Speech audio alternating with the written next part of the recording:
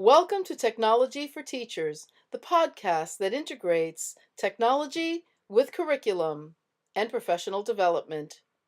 This month's podcast draws attention to the new Harassment, Intimidation, and Bullying Amendment passed in New Jersey in January of 2011. As a result of the law signed by Governor Chris Christie, there are some changes to the way that reports are compiled and the follow-up associated with those reports.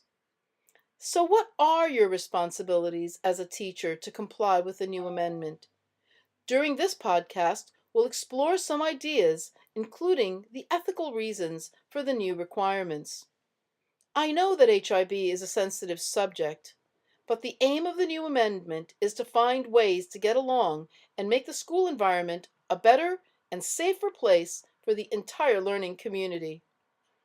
A survey conducted by the American Association of University Women in 2002 on 2,064 students in 8th through 11th grade says that 83% of girls have been sexually harassed.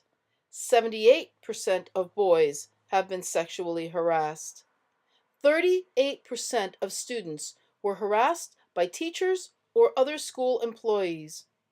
36% of school employees or teachers were harassed by students, and 42% of school employees or teachers have been harassed by each other. As you can see, HIB is not just the problem of any one group or one type of person. It affects everyone in the school community. We all witness students playing around and making harmless jokes with one another about the way someone dresses, looks, or acts.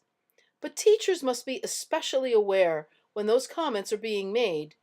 Identifying HIB cannot happen without the sensitivity to look, listen, and have insight into the effect of those comments. Teachers teach by example.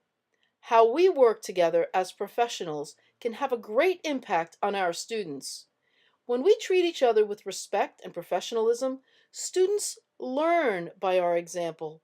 The new HIB requirement requires that anyone who witnesses harassment, intimidation, or bullying must report it to the HIB officer or the principal of the school immediately and follow up any verbal reports with a written report within 2 days. This is a law in New Jersey now and indicates the commitment that all members of the school community are being asked to make to reduce cases of HIB in our schools. HIB is not an easy problem to solve or to talk about, but with the ethical responsibility to keep our schools safe, we can all make a difference and perhaps reduce our own suffering and the suffering of others.